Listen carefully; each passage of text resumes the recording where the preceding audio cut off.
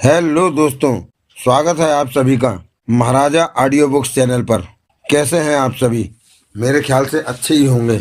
लीजिए, मैं फिर आपके सामने हाजिर हूं अनिल मोहन के उपन्यास मुखिया के 5वें पार्ट को लेकर के।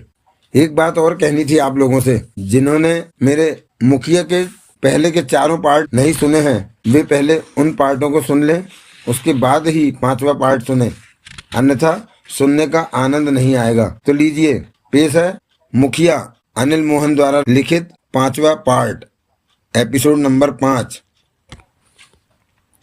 यान अंतरिक्ष में तेजी से आगे बढ़ा जा रहा था। देवराज चौहान और जगमोहन को ऐसा लग रहा था जैसे कि वो स्थिर जगहों में आराम से बैठे हैं। यान की रवानगी के पश्चात उन्हें झटका तो क्या, हिचकोला तक महसूस नहीं हुआ था। एक ही कतार में 3 कमरे बने हुए थे यान में। एक कमरा बहुत हद तक किसी विमान के कॉकपिट जैसा था। डैशबोर्ड, मीटरों पर दौड़ती सुइयां, दिशा सूचक यंत्र, ढेरों छोटे बड़े लीवर, सामने नजर आती चौड़ी स्क्रीन जिस पर आकाशगंगा का वो दृश्य नजर आ रहा था जिस तरफ अंतरिक्ष यान बढ़ रहा था। डैशबोर्ड के नीचे नजर आता तारों का जाल, सामने देखने के लिए 12 फीट लंबी और 5 फीट चौड़ी स्क्रीन। उसके सामने 2 कुर्सियां पड़ी थीं। साइड की दीवारों पर तरह तरह के मीटर लगे थे जिनकी सुइयां बराबर थरथराती हुई आगे पीछे हो रही थी। आरामदेह जगह थी वो। दूसरे कमरे में भी उड़ान से संबंधित चीजें मौजूद थी। एक तरफ आकाशगंगा का बड़ा सा नक्शा लगा हुआ था जिस पर तारे और ग्रह चमचमाते हुए दिखाए गए थे। उस ग्रह को भी दिखाया गया था जिसके लिए वो चले थे। और दूसरी तरफ पृथ्वी थी जहां से उन्होंने यात्रा शुरू की थी। नक्शे में चंद्रमा को भी अंकित किया गया था।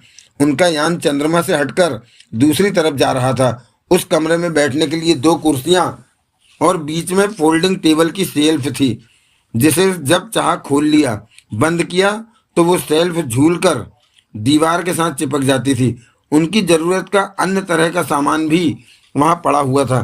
तीसरा कमरा शयन कक्ष की तरह था। नीचे गद्दे बिछाकर बेडों का रूप दिया गया था। एक तरफ किचन रूपी शेल्फ था जिस पर जूस और दूध के अलावा लिक्विड आहार का ढेर लगा हुआ था। देवराज चौहान और जगमोहन इस वक्त अंतरिक्ष सूट में थे और भारहीन थे। चलते तो जैसे हवा में उड़ते हुए इधर उधर टकरा जाते थे। आगे बढ़ने के लिए उन्हें दीवार से सहायता के लिए लगा रखी पाइप या बेल्टें थामकर सावधानी से आगे सरकना पड़ता था कि भारहीन से उनके शरीर यूं ही इधर उधर किसी चीज से टकराते न रहें। ये सब कुछ उनके लिए नया था और उन्हें अच्छा लग रहा था। दोनों अपने भारहीन शरीर को संभालते संभालते चालक कक्ष में पहुंचे और किसी प्रकार खुद को कुर्सियों पर टिका लिया। देवराज चौहान ने इस वक्त कानों पर हेडफोन चढ़ा रखा था। कुर्सी पर बैठते ही जगमोहन ने स्क्रीन पर अंतरिक्ष देखा। जगमगाते तारे और गोल गोल घूमता एक ग्रह दिखा। क्या नज़ारा है, जगमोहन के होठों से निकला। ये नई दुनिया है। हाँ, बिल्कुल नई दुनिया है, देवराज चौहान ने भी स्क्रीन के पार देखते हुए कहा। हम बहुत छोटी सी जगह पर रहते हैं, पृथ्वी ग्रह पर। ये आकाशगंगा इतनी बड़ी है कि अगर हम पूरा जीवन घूमते रहें तो इसे पूरा न देख सकें। सच? हाँ, ये आकाशगंगा किसी सुरंग की तरह है। इसका कहीं पर भी अंत नहीं। जाने कितनी परतों में है ये। इस जगह को पार कर जाएंगे तो आगे फिर आकाशगंगा है, उसके अपने ग्रह हैं, सितारे हैं, अंतहीन है ये वायुमंडल। ओह, सुनने में ही अच्छा लगता है, देखने और पास जाने में भयानक खतरे हैं। अंतरिक्ष में कैसे कैसे अनजाने खतरे भरे पड़े हैं, इसका अंदाजा पृथ्वी पर रहने वाले लोगों को भी नहीं है। वे सिर्फ अनुमान ही लगा सकते हैं, उसी आधार पर काम करते हैं। लेकिन पृथ्वी ग्रह के लोगों ने कितनी तरक्की कर ली है। कभी ऐसा वक्त था कि चांद पर जाना भी सपने जैसा था, परंतु अब चांद से कहीं दूर सालों की यात्रा करके हमारे यान आकाशगंगा को भेद कर इतने आगे तक जा रहे हैं कि उनके बारे में सोचने पर अजीब सा लगता है। लेकिन हमारे ग्रह के अलावा कहीं भी जीवन नजर नहीं आया।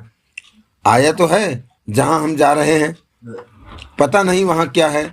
हम तो मुखिया की बातें सुनकर ही चल रहे हैं, जाने वहां पर क्या हो। मुखिया बेवकूफ़ नहीं है कि अपने अंतरिक्ष कार्यक्रमों के लिए पूरी दौलत लगा दे। अपराध की दुनिया में वो अवश्य पांव रख चुका है, लेकिन बतौर वैज्ञानिक समझदार है वो। अपने काम को वो बखूबी करना जानता है। उसकी कामयाबी का ये यान जीता जागता उदाहरण है जिस पर हम सफर कर रहे हैं। सच में मुखिया की हिम्मत है जो अकेला ही इन सारे कामों को अंजाम देने में लगा हुआ है। लेकिन दुनिया वालों को किसी भी ग्रह पर जीवन नजर नहीं आया अभी तक। जीवन है दूसरे ग्रहों पर भी, परंतु जाने क्यों पृथ्वी वाले उन्हें तलाश नहीं कर पा रहे। जैसे कि मुखिया ने इस ग्रह पर जीवन खोजा है, ऐसे ही इस ग्रह का जीवन दूसरों को क्यों नहीं दिखा। क्या कहा जा सकता है। मुखिया का कहना है कि ये ग्रह अंतरिक्ष में गतिशील रहता है, घूमता रहता है। कभी तो पृथ्वी के करीब आ जाता है तो कभी पृथ्वी से बहुत दूर चला जाता है। इस ग्रह को ठीक से न देखने की ये वजह भी हो सकती है, देवराज चौहान बोला। मुखिया ने बताया था कि 2 अंतरिक्ष यानों ने उस ग्रह पर उतरने की चेष्टा की, परंतु इत्तेफाक से दोनों ही बार उस ग्रह पर सुनहरी बादल थे और उन बादलों को छूते ही दोनों बार वो अंतरिक्ष यान टुकड़े टुकड़े होकर बिखर गया। एक ये भी वजह रही कि उस ग्रह की दुनिया को दूसरे न जान पाए। तब सुनहरी बादल न छाए होते, यान बर्बाद न होता, तो उस ग्रह पर बसने वाली दुनिया का राज अब तक खुल चुका होता। वो देखो स्क्रीन पर, एकाएक जगमोहन के होठों से निकला। देवराज चौहान की निगाह भी स्क्रीन पर गई। अगले ही पल उसकी आंखें सिकुड़ती चली गईं। स्क्रीन पर 1-1.5 किलोमीटर लंबा जमीन का टुकड़ा नजर आ रहा था जो कि वायुमंडल में आवारा सा घूम रहा था। स्क्रीन से वास्ता रखने वाले इंडिकेटर इस बात की तरफ इशारा कर रहे थे कि बहुत जल्दी यान अंतरिक्ष में मंडराती इस चट्टान से टकराने वाला है। ये क्या है। अंतरिक्ष में ऐसी बहुत चीजों से वास्ता पड़ेगा जो कि कागज के समान अंतरिक्ष में घूमती रहती हैं।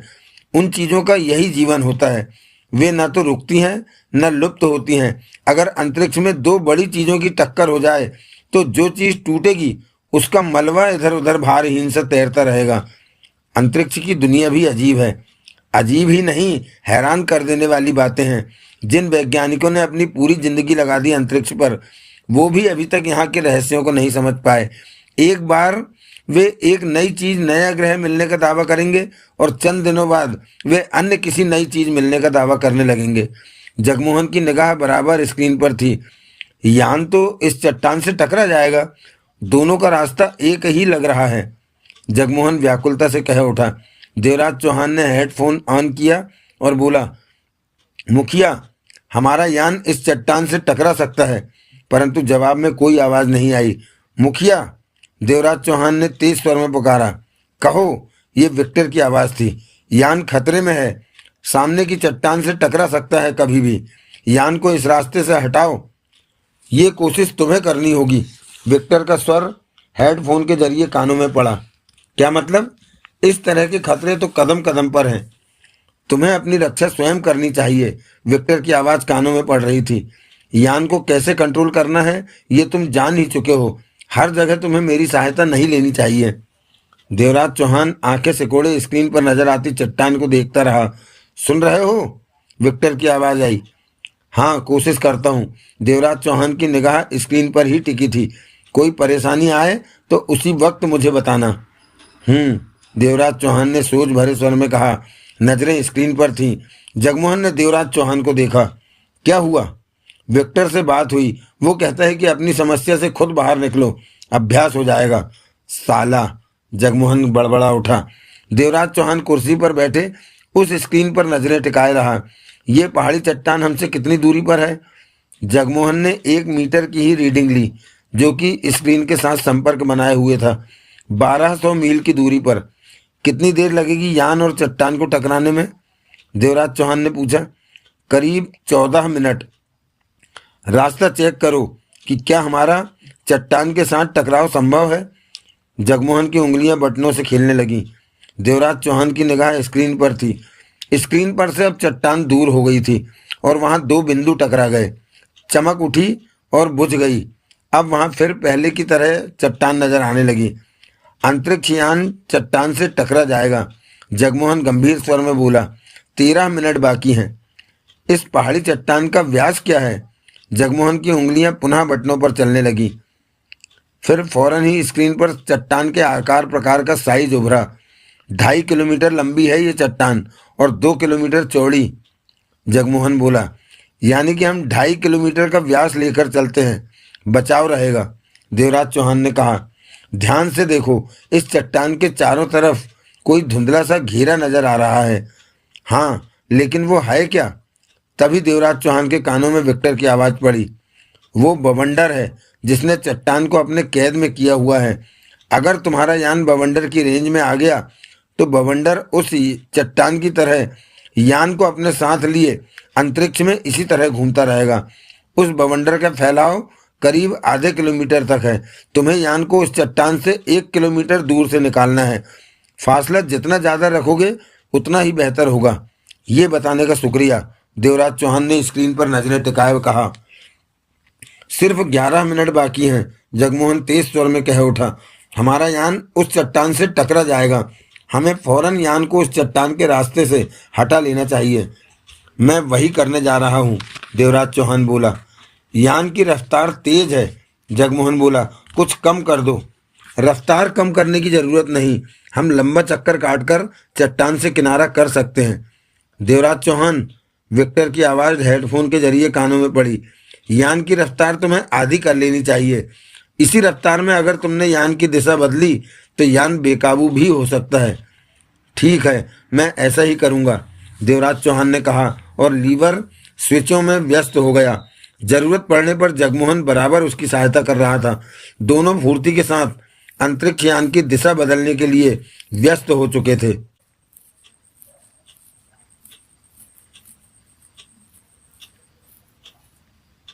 खतरा टल गया। अंतरिक्ष यान उस चट्टान से 2 किलोमीटर हटकर निकल गया था। स्क्रीन पर उस चट्टान का दिखना बंद हो गया था। दिशा सूचक यंत्र की सहायता से यान को पूर्ववत रास्ते पर लाया गया। बच गए। जगमोहन के होठों से गहरी सांस निकली। देवराज चौहान के कानों में हेडफोन के जरिए विक्टर की आवाज पड़ी। बधाई हो देवराज चौहान। शुक्रिया। तुम लोगों को चट्टान पहले ही देख लेनी चाहिए थी, देवराज चौहान बोला। हमने देख ली थी। मैं तो ये जानना चाहता था कि तुम लोग देख पाते हो या नहीं। अगर नहीं देख पाते तो वक्त रहते मैंने तुम दोनों को सतर्क कर देना था, या फिर नीचे से ही कंट्रोल करके यान की दिशा बदल देनी थी। देवराज चौहान ने कुछ नहीं कहा, लेकिन हमें खुशी है कि तुम दोनों सतर्क हो, यान को कंट्रोल करने की हिम्मत रखते हो, सब्र का साथ नहीं छोड़ते। देवराज चौहान चुप रहा। अंतरिक्ष में अचानक ही अनजाने खतरे सामने आ जाते हैं। हर वक्त सतर्क रहना पड़ता है। यूं यान 2000 किलोमीटर के दायरे में कोई खतरा आएगा तो वो स्क्रीन पर नजर आना शुरू हो जाएगा। खतरा जब सिर पर आ पहुंचेगा, यानी कि जब कोई चीज मात्र 3 किलोमीटर की दूरी पर होगी, तो यान के भीतर मौजूद खतरे का सायरन बज उठेगा। लेकिन बेहतर यही होगा कि खतरे को वक्त रहते पहचान लिया जाए। हम इस कक्ष में हरदम नहीं बैठे रह सकते। ठीक कहते हो, विक्टर की आवाज आई।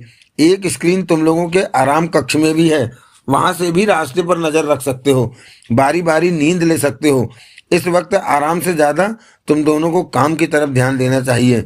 मुखिया साहब की उम्मीदें तुम दोनों पर ही टिकी हैं। मालूम नहीं आगे क्या होता है, देवराज चौहान ने धीमे स्वर में कहा।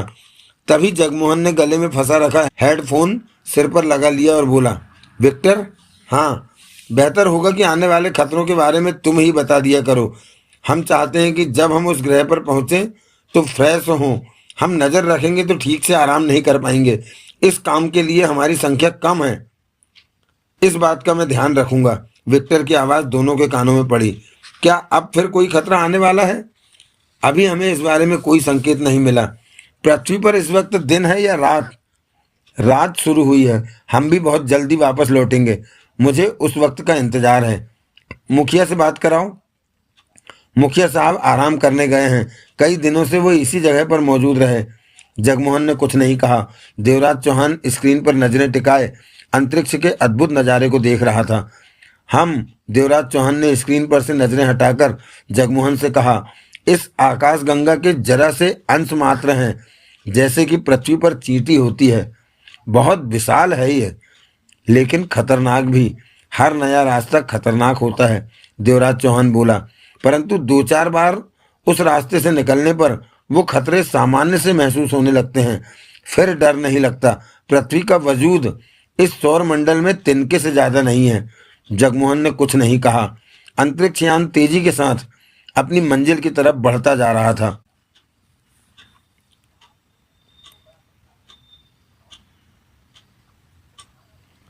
वो फार्म हाउस अंधेरे अंधेरे का हिस्सा लग रहा था। रात के 3 बज रहे थे। रोज की भांति 2 रोशनियां ही फार्म हाउस के बंगले पर हो रही थी। तेज रोशनी का एक बल्ब बंगले के प्रवेश द्वार पर रोशन था और दूसरा बल्ब प्रवेश गेट पर, जो कि बंगले से कुछ दूर था। इसके अलावा पूरा बंगला अंधेरे में डूबा हुआ था, लेकिन वहां 8 लोगों का सख्त पहरा था, जो कि सामान्य रूप से देखने पर नजर नहीं आ रहा था। 3 लोग गनों के साथ बंगले की छत की मुंडेरों के पास टिके हर तरफ नजर आ रहे थे। 3 आदमी बंगले के आगे के हिस्से की तरफ थे, बाकी के 2 बंगले के दाएं बाएं। पूरी तरह बंगले पर नजर रखी जा रही थी। भीतर पहली मंजिल पर मुखिया गहरी नींद में था।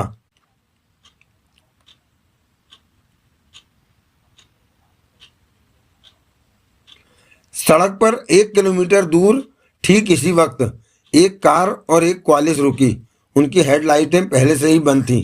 कार के ड्राइवर के अलावा वीर सिंह और वामन था। क्वालिस में हथियारबंद 12 आदमी मौजूद थे। ये सुनसान सड़क थी। वैसे भी रात के वक्त इस सुनसान सड़क से कम ही वाहन निकलते थे। वे बाहर निकले। उधर क्वालिस में से भी 3 आदमी बाहर आए, बाकी भीतर ही रहे। रात के सन्नाटे को जूतों की आवाजें और सिगरेट सुलगाने की रोशनियां भंग करने लगी। वे 3 आदमी वीर सिंह और वामन के पास पहुंचे। यहाँ कहाँ साहब जी? एक ने पूछा। ये साधारण जंगल है। वीर सिंह सड़क के किनारे नजर आ रहे पेड़ों की तरफ इशारा करता कह उठा। करीब 1 किलोमीटर के पश्चात इस जंगल के खत्म होते ही वो फार्म हाउस शुरू हो जाता है जहाँ मुखिया मौजूद है। सबकी निगाह अंधेरे में ही वीर सिंह पर टिकी थी। मेरे पास इस बात की पक्की खबर है कि कल की रात भी मुखिया इसी फार्म हाउस पर बिताएगा। ये जुदा बात है कि अगर कोई खास काम पड़ जाए तो वो यहाँ से जा भी सकता है। यूँ तो हम इस वक्त भी उस फार्म हाउस पर हमला कर सकते हैं। आधे घंटे में वहाँ होंगे, लेकिन हम मात खाना नहीं चाहते। हमें नहीं मालूम कि फार्म हाउस पर मुखिया ने अपनी सुरक्षा के रूप में क्या क्या इंतजाम कर रखे हैं। दुश्मन पर तब हमला किया जाए जब उसकी सारी तैयारी नज़रों के सामने हो, वरना हारने के चांसेस ज़्यादा होते हैं। मुखिया ने इंतजाम तो पक्का कर रखा होगा, एक ने कहा। चलती है उसकी, दूसरा बोला। किसी को सामने नहीं टिकने देता, लेकिन अब उसका किस्सा खत्म करना है, वीर सिंह होंठ भींच कर बोला। बामन ने सिगरेट सुलगाई और कह उठा, तुम लोग पास ही कहीं ठिकाना बना लो, अपने खाने पीने का इंतजाम कर लेना। खामखा इधर उधर घूमने की जरूरत नहीं। मैं नहीं चाहता कि मुखिया या उसके आदमियों की निगाह तुम लोगों पर पड़े और वे सतर्क हो जाएं। तीनों ने खामोशी से सिर हिलाया। जब हमें कोई काम होगा तो फोन पर तुम लोगों से बात कर लेंगे, बामन ने कहा। वे तीनों चले गए क्वालिस में। उनकी कार चलाने वाला भी क्वालिस में चला गया। देखते ही देखते वो क्वालिस में बैठे, कार आगे बढ़ गई। वामन और वीर सिंह की नजरें मिली अंधेरे में। वामन ने कस लिया, हमें अच्छी तरह पता करना है कि फार्म हाउस पर मुखिया ने पहरे पर क्या इंतजाम कर रखा है, वहाँ कितने आदमी हैं। सब कुछ जानने के बाद ही हमने फार्म हाउस पर हमला बोलना है। दिन में हम ये बात आसानी से जान सकते हैं, वीर सिंह कठोर स्वर में बोला। सब काम सावधानी से करना है, कोई हमें देख ना पाए। मैं चाहता हूँ कल की रात मुखिया की आखिरी रात हो। एक एक शब्द चबाकर बामन दरिंदगी भरे स्वर में कह उठा। पूरी कोशिश होगी कि ऐसा ही हो, वीर सिंह का स्वर सर्द था।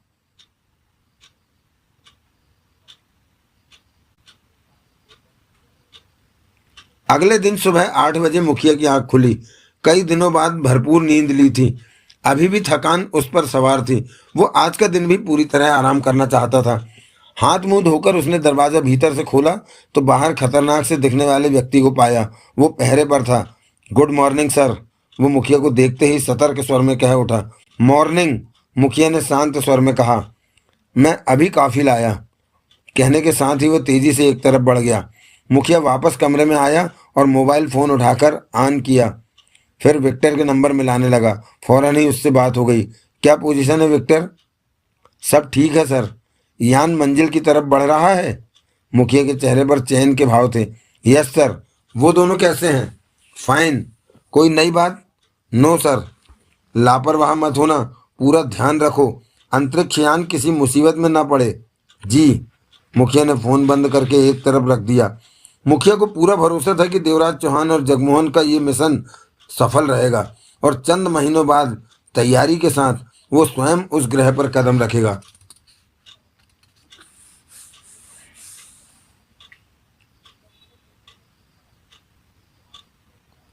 वामन और वीर सिंह ने दिन निकलने तक अपने अपने ऐसे ठिकाने तलाश कर लिए थे कि वहां से वो फार्म हाउस के बंगले पर नजर रख सकें। वीर सिंह ने जंगल के ऊंचे घने पेड़ को अपना ठिकाना बनाया था। काफी ऊपर पेड़ की घनी शाखा पर जमकर बैठ गया था, जहां से बंगले के सामने का हिस्सा स्पष्ट नजर आता था। उसके गले में दूरबीन लटक रही थी, जिससे कि वो रह रहकर बंगले को देखने लगता था। वहां कितने आदमी हैं और किस किस पोजीशन में है, इस बात को नोट कर रहा था। और जरूरत पड़ने पर दूसरी दिशा में मौजूद वामन से मोबाइल फोन पर बात कर लेता कि इस तरफ ऐसे ऐसे कपड़े पहने इस तरह के आदमी हैं। हुलिया इसलिए बता देता वीर सिंह कि कहीं वो ही आदमी दूसरी दिशा की तरफ ना निकल जाए और वामन डबल गिनती ना कर ले उसकी। वामन पश्चिम की तरफ कच्ची मिट्टी की पहाड़ी पर ओट में रहकर दूरबीन से बंगले पर नजर रख रहा था। इस तरफ खेत और खाली जगह थी, किसी का आना जाना नहीं था, इसलिए देखे जाने पर खतरा नहीं था।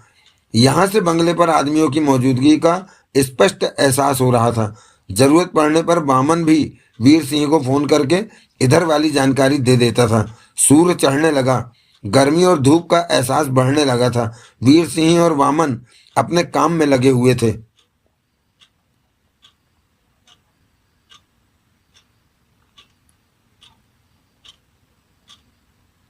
शाम 4 बजे वीर सिंह और वामन ने जंगल में मुलाकात की।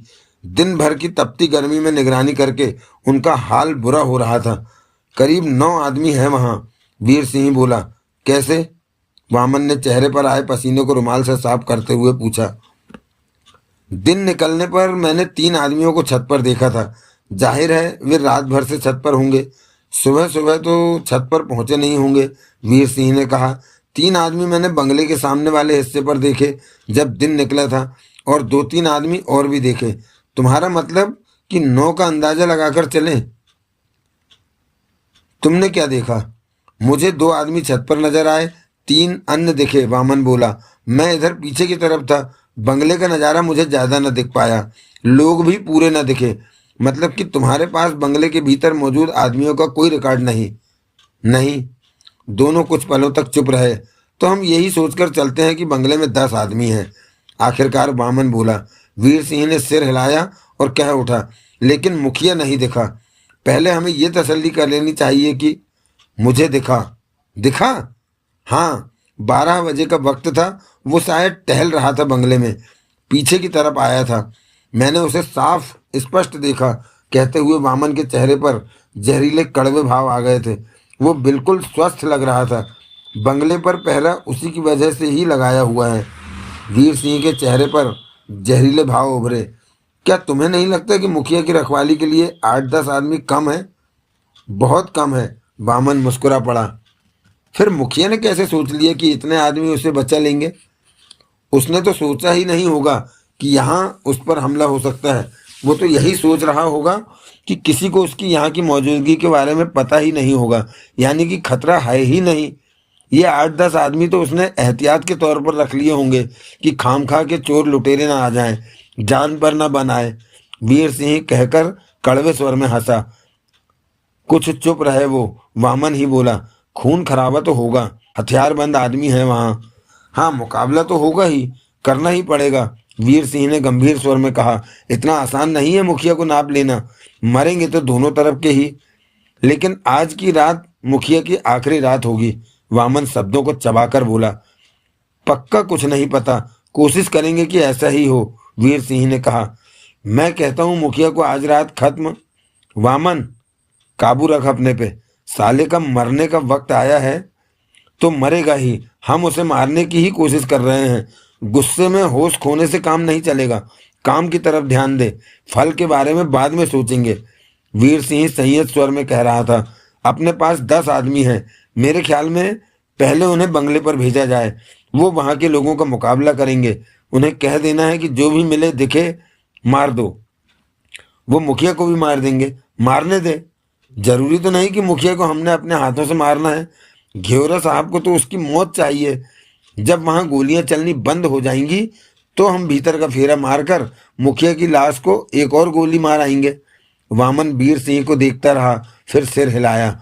मुखिया मर गया तो मैं तेरे को बोतल पिलाऊंगा, वामन गहरी सांस लेकर कह उठा। वीर सिंह हंस पड़ा। हंसा क्यों? सस्ते में काम चलाना चाहता है? सिर्फ एक बोतल, मैं तेरे को नहला दूंगा।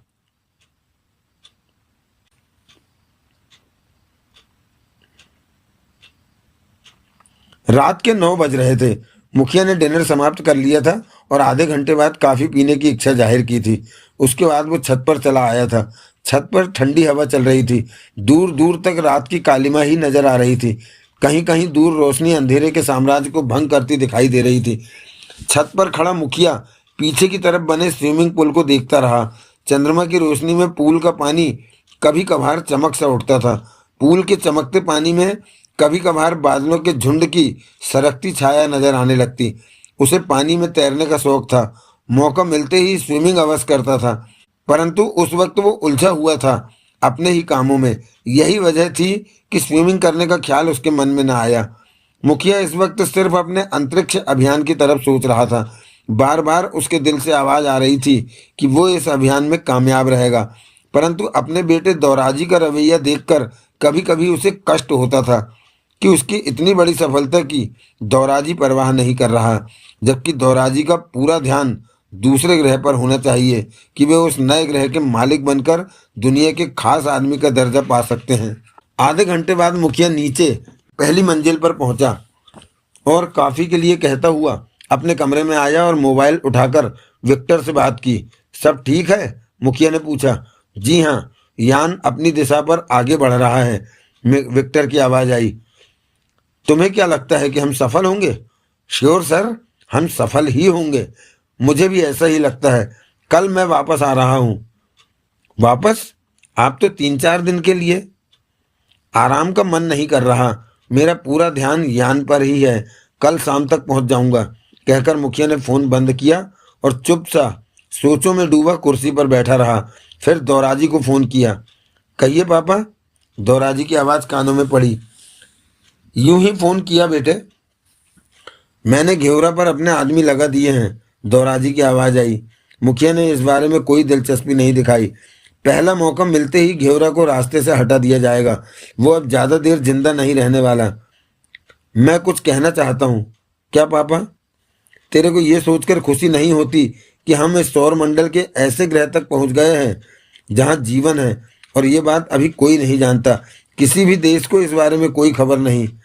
आप कहना क्या चाहते हैं पापा? मैं सोचता था कि तेरे को भी मेरी तरह खुशी हो रही होगी कि आप खुश हैं तो पापा मैं भी खुश हूं। दौराजी का लापरवाही से भरा स्वर कानों में पड़ा। वैसे आप जानते ही हैं कि मुझे इन बातों में कोई दिलचस्पी नहीं है। मैं जो कर रहा हूं उसी में खुश हूं। दूसरे ग्रह को बसाने की सोचकर मैं अपनी बाकी की जिंदगी खराब नहीं करना चाहता। आपकी तरह मैं अपना पैसा इन बेकार के कामों में खराब नहीं करना चाहता। बेकार के काम? मेरी निगाहों में। हो सकता है कि आपकी निगाहों में ये महत्वपूर्ण काम हो। मुझे इन कामों में कोई दिलचस्पी नहीं है बेटे। ये मेरी जागीर है जो मैं तेरे को दे जाना चाहता हूँ। मुझे आपकी इस जागीर में कोई दिलचस्पी नहीं है पापा। मैं आपसे फिर बात करूंगा। इस समय मैं न्यूजीलैंड की पार्टी से हथियारों की डील कर रहा हूँ। मेरे ख्याल से सौदा पड़ जाएगा। इसके साथ ही लाइन कट गई। मुखिया हाथ में पकड़े फोन को देखता रहा। वो जानता था कि दौराजी को अंतरिक्ष अभियान में कोई दिलचस्पी नहीं है। वो तमाम उम्र एक ही कुएं में बिता देना चाहता था। अंडरवर्ल्ड की दुनिया में ही जीना मरना चाहता था। हालांकि मुखिया ने भी तमाम उम्र इन्हीं कामों में बिताई थी, लेकिन वो अपने अंतरिक्ष अभियान के लिए दौलत चाहता था। अपने लक्ष्य की तरफ बराबर बढ़ रहा था, भटका नहीं था। लेकिन दौराजी का कोई लक्ष्य था ही नहीं। कोई भी कभी भी उसे मार देगा। कॉफी आ गई। मुखिया ने फोन रखा और कॉफी पीने लगा। रात के 10 बज रहे थे।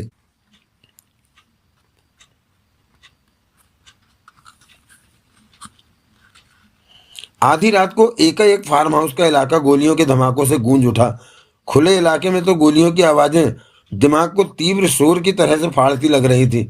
20-25 मिनट तक तो गोलियों की आवाजें थमी ही नहीं। फिर धीरे धीरे गोलियां चलनी बंद होती चली गईं। स्पष्ट था कि मामला ठंडा पड़ गया है।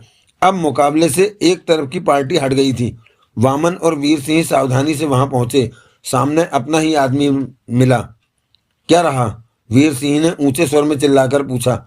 यहाँ हमारा कब्जा है। मुखिया किधर है? पता नहीं, मैंने इधर सब संभाल रखा है। वीर सिंह और वामन नीचे पड़ी लाशों को पार करते सावधानी से बंगले के प्रवेश द्वार पर पहुंचे, जो कि पहले से ही खुला हुआ था। दरवाजे के बीच में एक आदमी लुढ़का पड़ा था। ये अपना आदमी है, वीर सिंह बोला। दूसरे के आदमी जाएंगे तो अपना आदमी भी जाएंगे, संभल के। भीतर दुश्मन का आदमी घात लगाकर बैठा हो सकता है। वीर सिंह ने गन थामी और खतरनाक भाव से भीतर प्रवेश कर गया। सब ठीक है, वीर सिंह बोला। वामन भी गन थामे दरवाजे से भीतर आ गया। भीतर भी लाशें पड़ी नजर आईं। तभी एक व्यक्ति दिखा, जो कि एक सोफे की ओट में दुबका हुआ था। खड़ा हो, उसे देखते ही वामन गुर्राया। वो थरथर कांपता खड़ा हुआ। किचन में काम करने वाला नौकर लग रहा था वो। कौन है तू? मालिक, रोटी पानी बनाता हूँ, मुझे मत मारना, मैंने कुछ नहीं किया, वो भय से कांपते स्वर में कह उठा। मुखिया किधर है? वो उधर ऊपर। जब गोलियां चली थी तो नीचे आकर उधर को गए थे। उधर?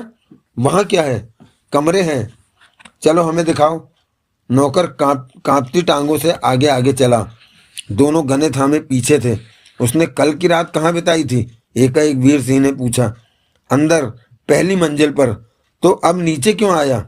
मुझे नहीं पता, गोलियां चली तो मैंने मालिक को उन कमरों की तरफ भागते देखा था। वामन और वीर सिंह की नजरें मिली। उधर? वामन होठ भींच कर बोला। उसने अपने बचाव का रास्ता तैयार कर रखा होगा, देखते हैं, वीर सिंह खतरनाक स्वर में कह उठा। नौकर उन्हें एक तरफ बने चंद कमरों की तरफ ले गया। ये ही कमरे हैं इधर, नौकर ने एक जगह ठिठकते हुए कहा। मुखिया इधर की तरफ आया था? उसने अपना आतंक भरा चेहरा हिला दिया। नौकर को वहीं छोड़कर दोनों गने संभाले कमरों के दरवाजे की तरफ बढ़े। वहां इतनी रोशनी थी कि पास का नजारा स्पष्ट देखा जा सके। 4 कमरे थे उधर। एक का दरवाजा बाहर से बंद था, 3 के दरवाजे खुले हुए थे। वीर सिंह और वामन की नजरें मिली। वो इधर हो सकता है, वामन गुर्राया। मैं भीतर जा रहा हूँ, वीर सिंह गन थामे बोला। तू दरवाजे पर खड़ा रहे। वामन दरवाजे पर आ गया। वीर सिंह गन थामे सावधानी से कमरे के भीतर प्रवेश कर गया। बैठक जैसा कमरा था, साधारण सा। एक तरफ सोफा लगा था, दूसरी तरफ टेबल के गिर्द 2 कुर्सियां पड़ी थी। फर्श पर कालीन बिछा था। इसके अलावा और कुछ भी नजर न आया। 2-3 मिनट बाद वीर सिंह अपनी तसल्ली करके वापस आया। इधर कुछ नहीं है, वीर सिंह फुसफुसाया। दूसरे में देखते हैं। दोनों दूसरे कमरे के दरवाजे पर पहुंचे। वामन बाहर खड़ा रहा। पहले की तरह वीर सिंह इधर भी गन थामे भीतर गया। इस कमरे में बेड लगा था, दीवारों पर पेंटिंग्स थी। एक तरफ लकड़ी का बड़ा वार्डरोब दीवार के साथ सटा हुआ था। ऐसा कुछ न दिखा कि मुखिया के वहां मौजूद होने का एहसास हो पाता। हर तरफ नजर दौड़ाकर वो दरवाजे की तरफ बढ़ने वाला था कि ठिठका। जाने क्या सोचकर वो वार्डरोब की तरफ बढ़ा। पास पहुंचकर एक हाथ में गन दबाई और दूसरे हाथ से पल्लों को खोला। बुरे वक्त पर वीर सिंह गन चलाने को तैयार था, लेकिन सामने सब कुछ साधारण था।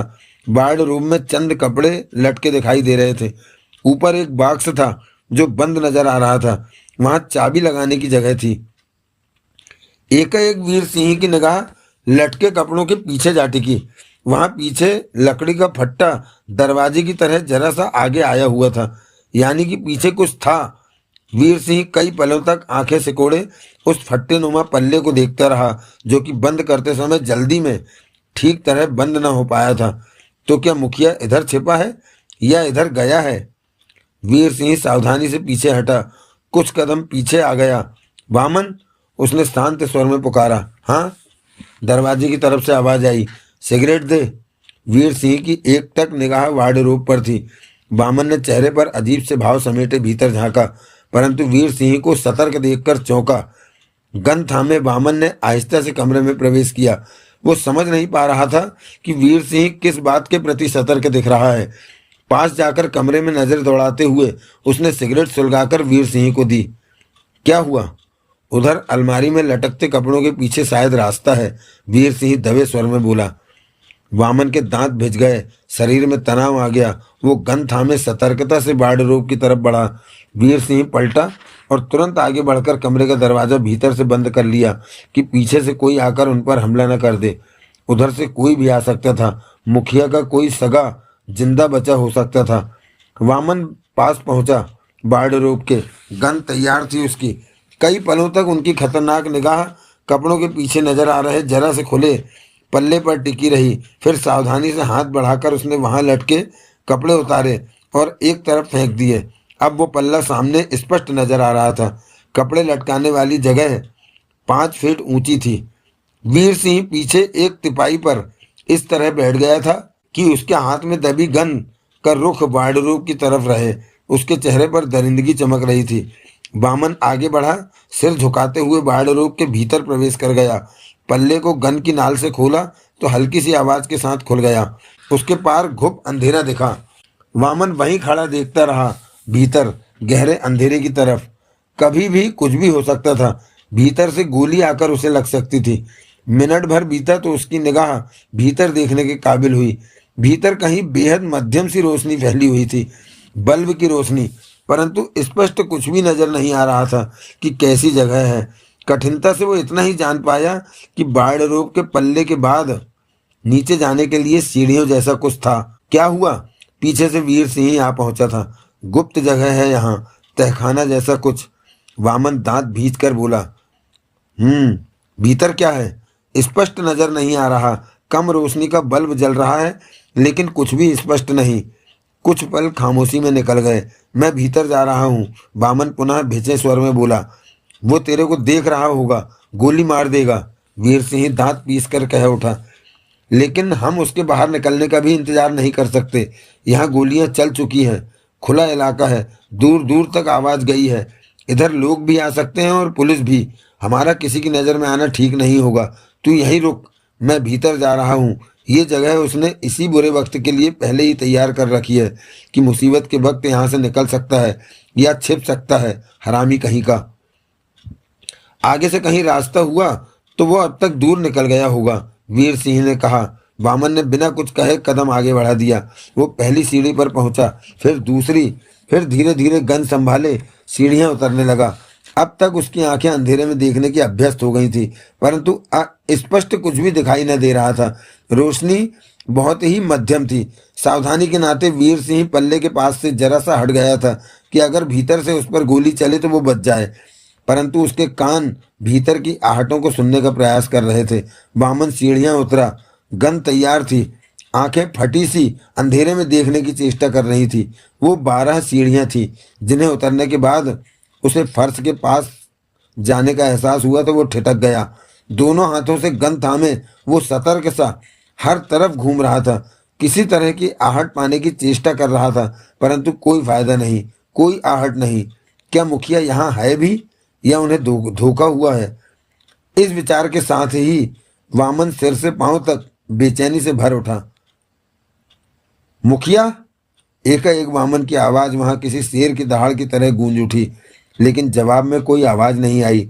वामन गुस्से और बेचैनी से दांत किटकिटा उठा। मैं जानता हूं तू यहाँ छिपा है मुखिया, वामन के होठों से बहसी स्वर निकला। तू बच नहीं सकता, तेरा अंत आ चुका है। तेरे सारे आदमी मारे जा चुके हैं, तेरे लिए कोई यहाँ नहीं आएगा। अगर बचना चाहता है तो हम में सौदेबाजी हो सकती है। बाहर आ जा, बात कर लेते हैं। जवाब कहीं से भी नहीं आया। गन थामे, दांत भींचे, वामन की नजरें वहां घूमने लगी। वो ऐसी जगह थी जहां कबाड़ रखा जाता था। इस वक्त वहां धूल से अटा फर्नीचर तथा अन्य कई तरह का कबाड़ पड़ा था। वो 4 कमरों जितनी बड़ी खाली जगह थी, यूं कि वहां कई तरह का सामान रखा हुआ था। इसलिए कोई छिपा भी हो तो उसके बारे में फौरन पता लग पाना, नजर पड़ जाना संभव नहीं था। वामन धीरे धीरे आगे बढ़ा। सुना है तेरे पास बहुत पैसा है मुखिया, वामन कह रहा था। तू चाहे तो हमें खरीद सकता है, हम तो बिकाऊ हैं, जहां नोट देखे वहीं रुक जाते हैं। तू हमें अपने पास रोक ले, घेवरा तेरी तरह खुले दिल का नहीं है। सुना है तू अपने काम के आदमियों पर दोनों हाथों से नोट लौटाता है। दिल धड़का देने वाला सन्नाटा वहां छाया हुआ था। खामोशी लंबी होती देखकर ऊपर खड़ा वीर सिंह भी आहिस्ता आहिस्ता सीढ़ियां उतरता नीचे आने लगा था। ऐसा कुछ भी न हुआ था कि उन्हें मुखिया के वहां मौजूद होने का एहसास हो पाता। क्या पता मुखिया यहाँ ना हो, एकाएक वामन ऊंचे स्वर में वीर सिंह से कह उठा। वो बढ़िया जगह छिपा हुआ है, वीर सिंह शब्दों को चबाता कह रहा था। उसके हाथ में गन होगी, वो हमें देख रहा होगा और जब भी चाहे हमें गोलियों से भून सकता है। उसे तो अब तक गोलियां चला देनी चाहिए थी। वामन ने दांत किटकिटाए। मजे ले रहा है, वो सोच रहा है कि हम उसके हत्थे चढ़ चुके हैं, वो हमें कभी भी मार सकता है। साला समुद्र में तो बच गया, अब नहीं बचेगा। मैं बामन तू उधर जा, उधर दाईं तरफ वाले सामान के ढेर की तरफ, मैं बाईं तरफ जाता हूँ। हम दोनों इकट्ठे होंगे तो वो आसानी से एक ही बार में हमें भून देगा। अलग अलग रहेंगे तो उसका निशाना भी ले सकेंगे। वो सीढ़ियां तय कर आया था। वामन दाईं तरफ बढ़ गया, वीर सिंह बाईं तरफ। उनके जूतों की मध्यम सी आवाजें रह रहकर उठ रही थी। तभी एक तरफ जोरों का खड़का हुआ, जैसे सामान गिरा हो। गोली मत चलाना, वामन की आवाज सुनाई दी। ये मैं हूं। हुआ क्या? इधर सामान से मैं टकरा गया, कुछ फंसाकर रखा था वो गिरा। कुछ देर चुप्पी रही उनमें। यहाँ रोशनी देख, तेज रोशनी भी होगी, वीर सिंह की आवाज आई। वामन गन थामे सतर्क सा धीरे धीरे आगे बढ़ रहा था। सामान का ढेर पार करके वो दीवार के पास जा पहुंचा था। उसकी निगाह ढेर पर जा रही थी, परंतु मुखिया का कहीं भी आभास न हो पा रहा था। वीर सिंह बोल, हम धोखा खा गए। मुखिया यहाँ नहीं है। वो कमीना कब का यहाँ से दूर निकल गया होगा। धोखा दे गया वो हमें, वामन ने कहा। स्विच बोर्ड मिल गया, सारे स्विच ऑन कर दे। वीर सिंह सब स्विच दबाता चला गया। एकाएक वहां तीव्र प्रकाश फैल गया। जर्रा जर्रा स्पष्ट नजर आने लगा। वामन की आंखें फैल गई। दो पल के लिए उसके मस्तिष्क ने काम करना बंद कर दिया। जहां वो खड़ा था उसके सामने मात्र 3 कदमों की दूरी पर मुखिया खड़ा था। दोनों की आंखें मिली। मुखिया के हाथ में रिवाल्वर थी। एकाएक मुखिया के होठों पर विषैली मुस्कान फैल गई। वामन ने फुर्ती से गन सीधी की। मुखिया ने हाथ में दबी रिवाल्वर का ट्रिगर दबा दिया। फायर का तेज धमाका हुआ। गोली वामन की छाती में दिल वाले हिस्से पर जा लगी। गन उसके हाथ से छूट गई। उसकी आंखें फटकर फैल गईं। वो लहराया, कुछ झूमा सा, फिर छाती के बल मुखिया के पांवों में धप से आ गिरा। शोर उभरा, फिर जैसे सब कुछ थम सा गया। क्या हुआ? वीर सिंह की आवाज आई। सब ठीक है? मुखिया का कठोर चेहरा आवाज की तरफ घूमा और शांत स्वर में बोला। बामन नहीं रहा। मुखिया, वीर सिंह का अचकचाया स्वर उसके कानों में पड़ा। तुम दोनों मुझे ही ढूंढ रहे थे, लेकिन वामन को पहले मैंने ढूंढ लिया, मुखिया पूर्ववत स्वर में बोला। वामन को मार दिया तुमने? वीर सिंह के स्वर में अभी भी अविश्वास के भाव थे। वो सामने के सामान के ढेर के पीछे था। दोनों एक दूसरे को देख पा रहे थे। वीर सिंह की तरफ से आवाज न आई। जानता है वीर सिंह, मैंने वामन को क्यों मारा? क्यों? क्योंकि उसने कुछ दिन पहले तमिलनाडु में मेरी जान लेने की कोशिश की थी। लेकिन मैं तेरे को नहीं मारूंगा। अच्छा, वो क्यों? क्योंकि तू वामन के साथ अवश्य रहा, लेकिन मुझे मारने के लिए तूने मुझ पर कोई वार नहीं किया। मुखिया रिवाल्वर थामे अभी तक वहीं खड़ा था। वामन की लाश उसके पांवों में पड़ी थी। बोलता रहे मुखिया, तेरे को सुनना मुझे अच्छा लग रहा है। वीर सिंह का स्वर कठोर था। घेवरा से मेरी बात हुई थी कि वो मेरे से झगड़ा नहीं करेगा। बैंकॉक में मिले थे तुम? किसने बताया? मैं और वामन वहीं थे तब। तूने चेंग हो होटल की 11वीं मंजिल पर स्वीट लिया था और मैं वामन के साथ सड़क पर ब्लैक हॉर्स होटल की 9वीं मंजिल पर था। तब तू बुरा बचा मुखिया। वो कैसे? हमें नहीं मालूम था कि वहाँ घेवरा साहब ने तुमसे मिलना है। हम तो तीर शिकार करने वहाँ पहुंचे थे। तू हमारे निशाने पर था। तभी मर जाता तू अगर हमें वहाँ घेवरा साहब की झलक न मिल जाती। कुछ खामोशी के बाद मुखिया की आवाज आई। तो तब तुम दोनों खिड़की से मेरा निशाना लेने वाले थे? हाँ, अब समझ आ रहा है कि तू ठीक कहता है वीर सिंह। मुखिया मुस्कुरा पड़ा। जो होता है अच्छा ही होता है, लेकिन तू घेवरा के यहाँ क्या कर रहा है? वो ठीक से तेरी कद्र नहीं कर सकता। मेरे साथ काम कर। तू क्या कद्र करेगा मेरी? सब कुछ जो तू चाहेगा। घेवरा तो पागल है जो मेरा मुकाबला करने पर लगा है। तेरे को मालूम नहीं, वो बहुत जल्द मरने वाला है। तू मारेगा? दौराजी? अब घेवरा कभी भी दौराजी के निशाने पर आ सकता है। उसका खेल खत्म होने वाला है। तू मेरे लिए काम कर, बढ़िया रहेगा। वीर सिंह की आवाज नहीं आई। सोचता क्या है? खरा सौदा है। मुखिया के लिए काम करना आज की तारीख में इज्जत की बात है। बात पसंद है तो बढ़िया, नहीं तो तू मुझे गोली मार, मैं तेरे को मारता हूँ। क्या भरोसा तू मेरे सामने आते ही मुझे गोली मार दे? वीर सिंह की आवाज आई। मुखिया ने उसी पल रिवाल्वर फेंक दी। रिवाल्वर फर्श पर गिरने की तेज आवाज आई। ले, फेंक दी रिवाल्वर। मुखिया भला तेरे को क्यों मारेगा? तेरी मेरी क्या दुश्मनी? आवाज नहीं आई। बात खत्म करेगा क्या? मुखिया बोला, विश्वास नहीं आता, सामने आ, विश्वास आ जाएगा। मुखिया मुस्कुराया, मैंने तेरी तरफ दोस्ती का हाथ बढ़ा दिया है। चंद पल बीते। मुखिया को ठीक 15 कदमों की दूरी पर वीर सिंह सामान की ओट से बाहर आता दिखा। उसने अभी भी हाथ में गन थाम रखी थी। वो बेहद सतर्क नजर आ रहा था। गन क्यों नहीं फेंकता? मुखिया बोला, वो देख, मैंने रिवॉल्वर फेंक दी है जिससे वामन को शूट किया था। वीर सिंह के होठों पर शांत मुस्कान उभरी और उसने गन फेंक दी। आज से मैं तेरे लिए काम करूंगा मुखिया। मुखिया ने अपनी पीठ की तरफ हाथ मारा और वहां फंसा रखी रिवॉल्वर निकालकर वीर सिंह की तरफ तान दी। अब मुखिया का चेहरा बिल्कुल शांत हो गया था। वीर सिंह की आंखें सिकुड़ी। धोखा, धोखा नहीं, समझदारी। वीर सिंह नीचे पड़ी अपनी गन की तरफ झपटा। मुखिया ने ट्रिगर दबा दिया। गोली वीर सिंह के कंधे में धंसी। गिरते हुए वीर सिंह चीख उठा। उसने गन थाम ली, परंतु तभी मुखिया ने एक के बाद एक 2 गोलियां चलाई। दोनों ही निशाने पर लगी। एक वीर सिंह के पेट में, दूसरी छाती में। वीर सिंह का खेल खत्म होता दिखने लगा। मुखिया शांत भाव से चलता हुआ पास आया। वीर सिंह की आखिरी सांसें अटकी हुई थी। मुखिया पास पहुंचकर खड़ा देखता रहा वीर सिंह को। वीर सिंह की आंखें पीड़ा से सुर्ख सी होती बार बार बंद हो रही थी। मुखिया उसके पास घुटनों के बल बैठा और शांत स्वर में कह उठा, दुश्मन पर कभी भी विश्वास नहीं करना चाहिए। दूसरी बात, अपने पर जरूरत से ज्यादा विश्वास मत करो। तभी मरते वीर सिंह में चंद पलों के लिए जाने कहां से जान आ गई। उसका जिस्म बिजली की सी फुर्ती से हिला और मुखिया के हाथ में दबी रिवॉल्वर छीन ली। सब कुछ बहुत जल्दी हुआ। मुखिया की समझ में तब आया जब सब कुछ उसके हाथ से निकल गया। अगले ही पल वीर सिंह ने एक एक करके 2 गोलियां चला दी।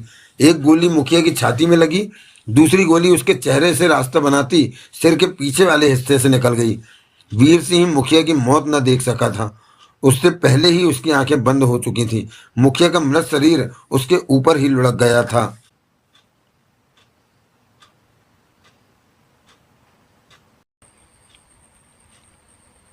अंतरिक्ष सूट पहने भारहीन से हुए पड़े यान में देवराज चौहान और जगमोहन इधर उधर की चीजों को पकड़कर या पाइप को पकड़कर आगे पीछे जा रहे थे। अंतरिक्ष यान अपनी पूरी गति से उस अज्ञात ग्रह की तरफ बढ़ रहा था। देवराज चौहान उस वक्त नींद में था। बहुत वक्त से वो सोया नहीं था, तो अब एकाएक ही उसकी आंखें भारी हो गई थी। तो उसने चंद घंटों की नींद ले लेना ही ठीक समझा था। कितनी नींद ली ये तो उसे याद नहीं, लेकिन तब जगमोहन ने झंझोड़कर उसे उठाया था। क्या है? आंखें खोलते हुए देवराज चौहान ने पूछा। वो देखो। दोनों इस वक्त यान के पीछे वाले बेडरूम जैसे केबिन में थे, जहां नीचे गद्दे बिछे हुए थे। जगमोहन ने बगल वाली खिड़की की तरफ इशारा किया था, जहां से अंतरिक्ष का नजारा दिखता था। देवराज चौहान ने बाहर देखा तो देखता ही रह गया। कुछ दूर उड़न तस्तरी जैसी चपटी चीज तेजी से विमान की तरह उनके अंतरिक्ष यान के बराबर रहने की चेष्टा करती हुई आगे बढ़ रही थी। वो पीछे से नुकीली जैसी थी और आगे से बंद बॉक्स की तरह। ऐसा लग रहा था जैसे उसके सामने की तरफ बाहर देखने के लिए शीशे जैसी कोई चीज लगी है। जगमोहन के शब्दों पर देवराज चौहान को होश आया। क्या है ये सब? वो पूछ रहा था। उड़न तस्तरी, देवराज चौहान के होठों से निकला। दूसरे ग्रह के लोग? जगमोहन सख्त किसी हालत में रह गया। हाँ, ये दूसरे ग्रह के लोग हैं। उन्होंने हमें घेर लिया है। देवराज चौहान अपने भीतर अजीब सी उत्तेजना महसूस कर रहा था। देख लिया है? हाँ, तभी तो यह हमारी रफ्तार के साथ अपनी उड़न तस्तरी को रखे हुए हैं। मुझे ये उड़न तस्तरी नहीं लगती। तो अंतरिक्ष विमान जैसा ही लगता है ये, जगमोहन कह उठा। देवराज चौहान भी इधर ही देखता रहा। ये उसी ग्रह के लोग हो सकते हैं जहां हम जा रहे हैं, जगमोहन ने कहा। मुझे नहीं लगता कि ये उस ग्रह के लोग हैं। कैसे नहीं लगता? उस ग्रह की तस्वीरें तुमने भी देखी ही थी। मुझे तो वहां असभ्य से लोग दिखे थे, ऐसे नहीं कि अंतरिक्ष यान जैसी चीजें बना सके। देवराज चौहान ने उस उड़न तस्तरी को देखते हुए सोच भरे स्वर में कहा। तुम्हारा मतलब कि उस ग्रह के अलावा किसी दूसरे ग्रह पर भी लोग बसते हैं?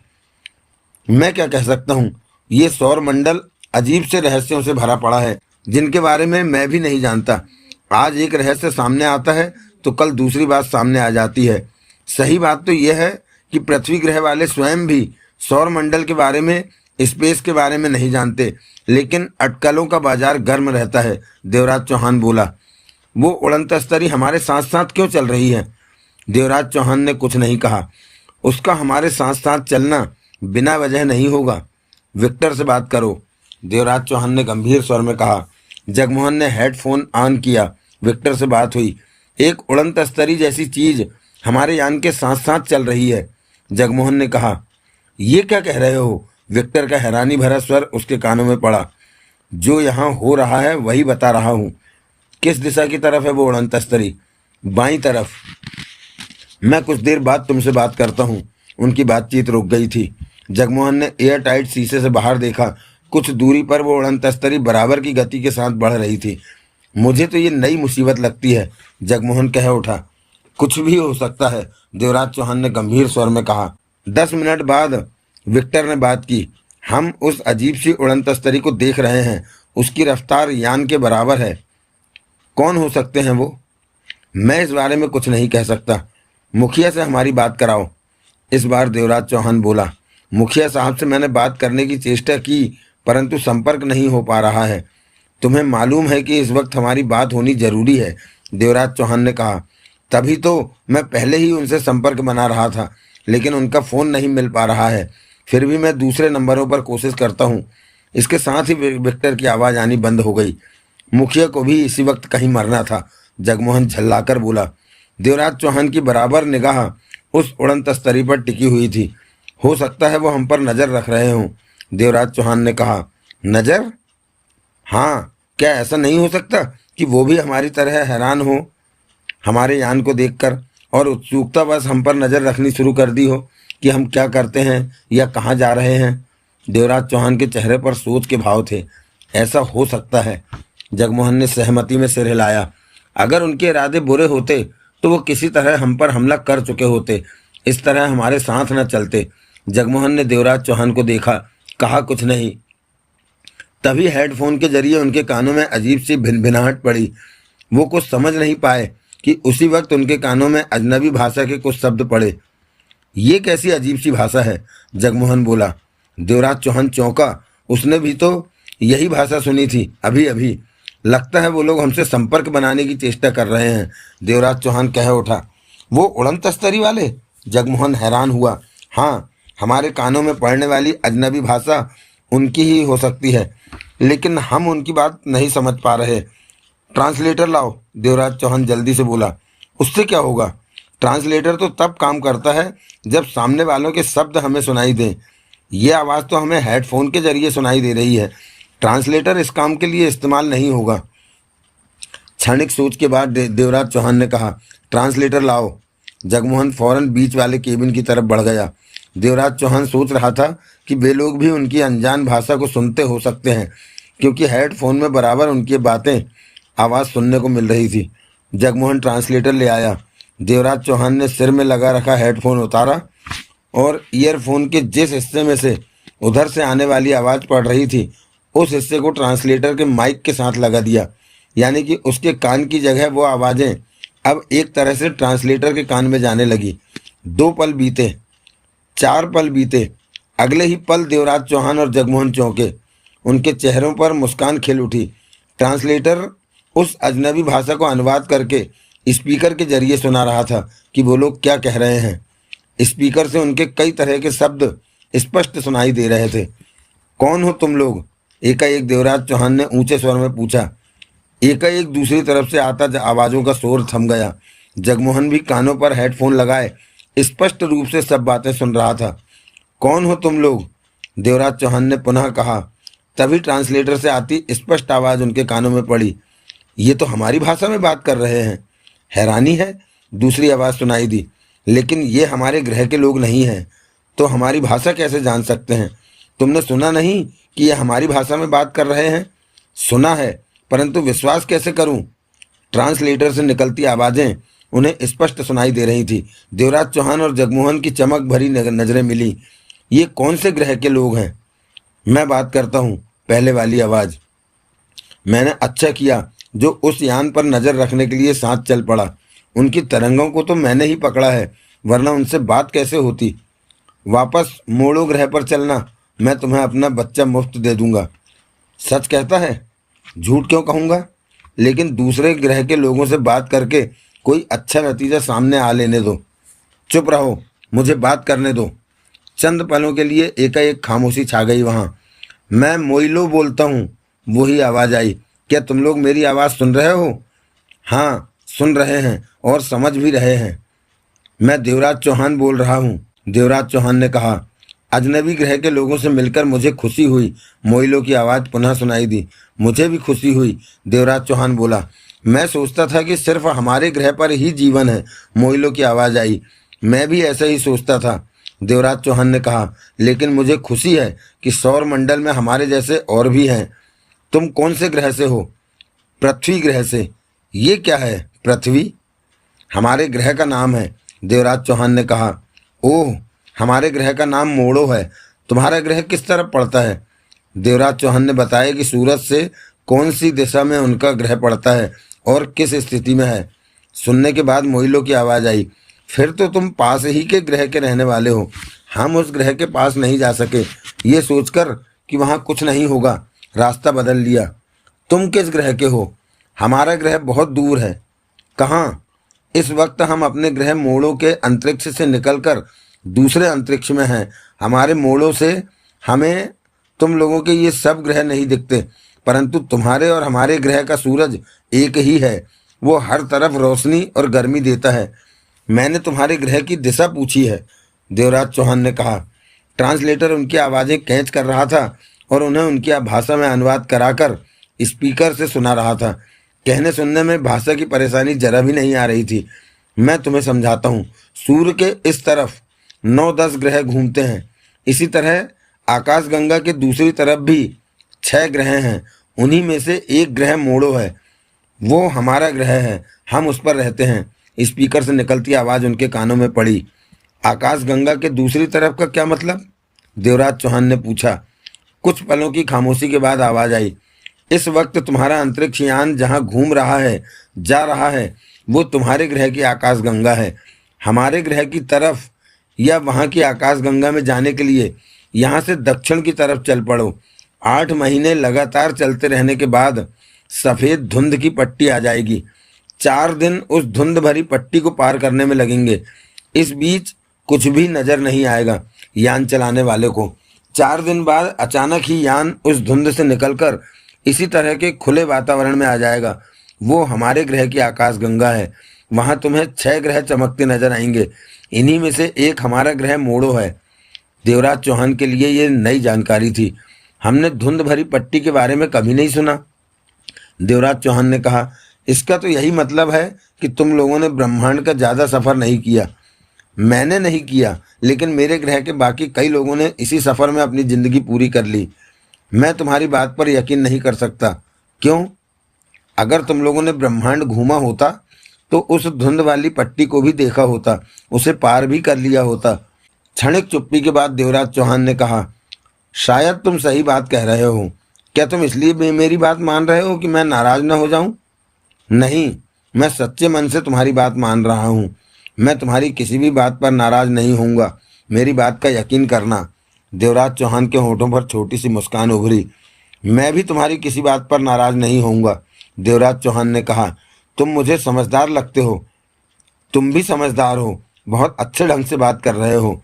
इसका मतलब हम दोनों ही समझदार हैं, उधर से मोइलो कहते हुए हंस पड़ा। जगमोहन ने गहरी सांस ली। क्या तुम अकेले हो? नहीं, मेरे साथ टोइरा और बोइंगो हैं। टोइरा, बोइंगो? हाँ, ये दोनों अंतरिक्ष अभियान में मेरे अच्छे साथी हैं। इन्हें मैं हर बार लेकर आता हूँ। किसी भी मुसीबत के वक्त ये हिम्मत नहीं छोड़ते। तुम बताओ, तुम्हारे साथ कौन है? जगमोहन, ये साथी है तुम्हारा या किसी चीज़ का नाम है? साथी है। तुम्हारे टोइरा और बोइंगो से भी खास है जगमोहन। खूब बढ़िया लोग हो तुम भी मुझे अच्छे लगे। तुम हमारी भाषा कैसे जानते हो? हम तुम्हारी भाषा नहीं जानते, जैसे कि तुम हमारी भाषा नहीं जानते। कुछ चुप्पी के बाद मोइलो की आवाज़ आई। तुम्हारी बात झूठ लगती है, क्योंकि हम बात कर रहे हैं, एक दूसरे की भाषा को समझ रहे हैं। ये सब ट्रांसलेटर कर रहा है।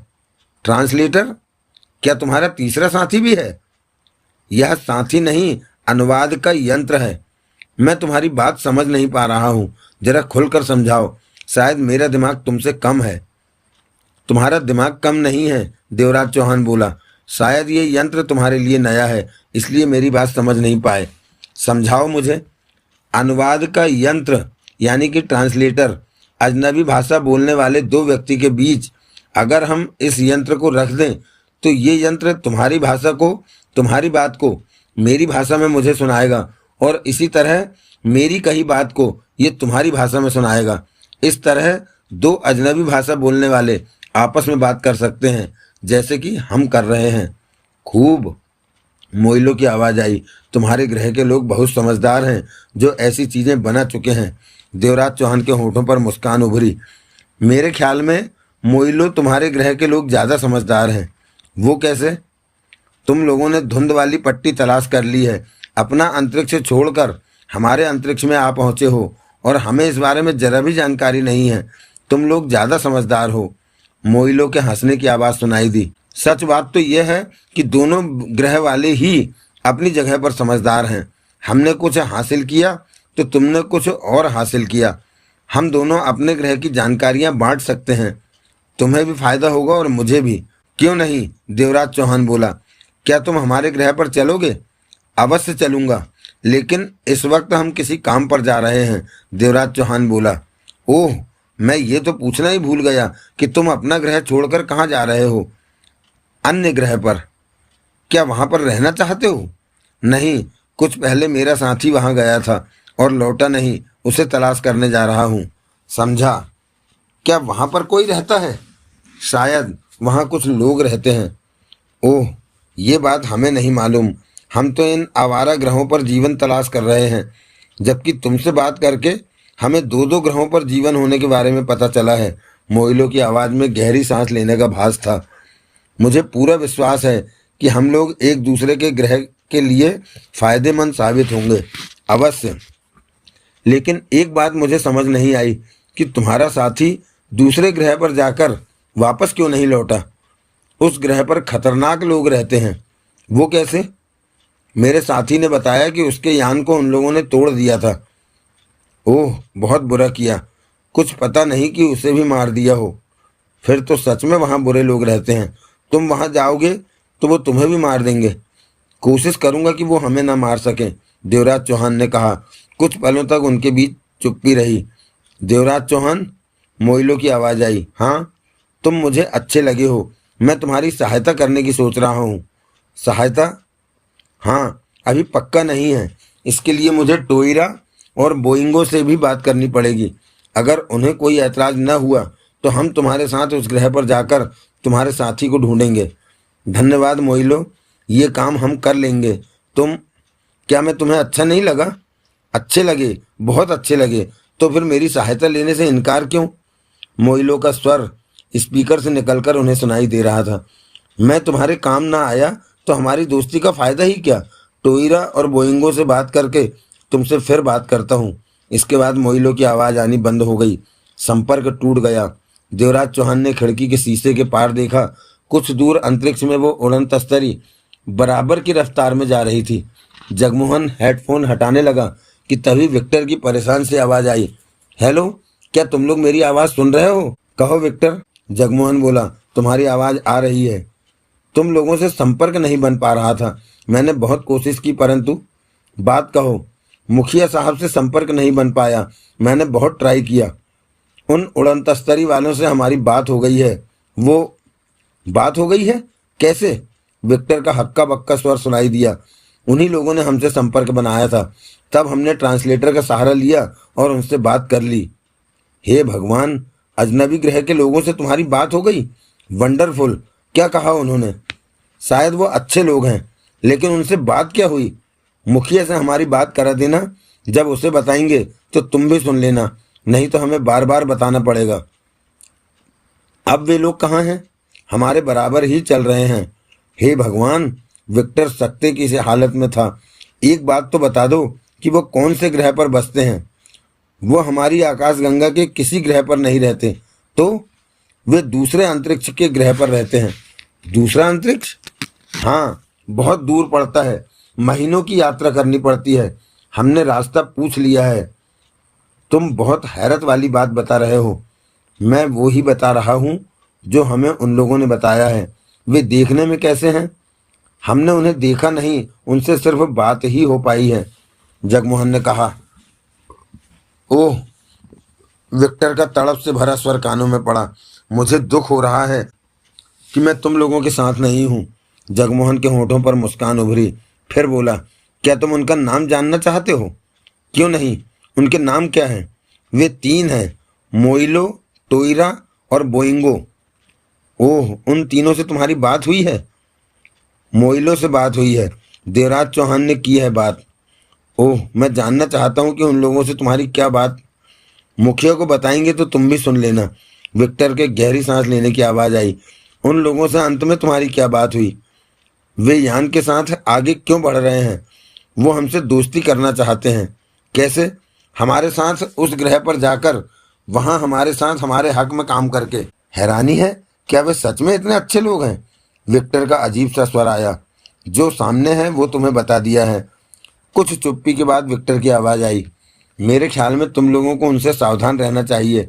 वे तुम लोगों से कोई चालाकी भी कर सकते हैं। हमसे चालाकी करके उन्हें फ़ायदा नहीं होगा। वे भी हमारी तरह दूसरे ग्रहों पर बसी दुनिया को तलाशने निकले हैं। क्या वे पृथ्वी की तरफ कभी नहीं आए? नहीं। तुम्हारी बातें मुझे रोमांचित कर रही हैं। क्या वे तुम्हारे साथ उस ग्रह पर जा रहे हैं? ये बात अभी तय नहीं है। तो कब, कैसे तय होगी? वे हमसे संपर्क करके हमें बताएंगे। जगमोहन ने कहा। जो बातें तुम्हें बताई हैं उन्हें फिर से याद करो और हजम करो। तब तक मैं आराम कर लूँ, फिर बात करेंगे। कहने के साथ ही जगमोहन ने हेडफोन का स्विच ऑफ कर दिया। जगमोहन खुद भी इस वक्त अपने को उलझन में महसूस कर रहा था। उसने देवराज चौहान को देखा।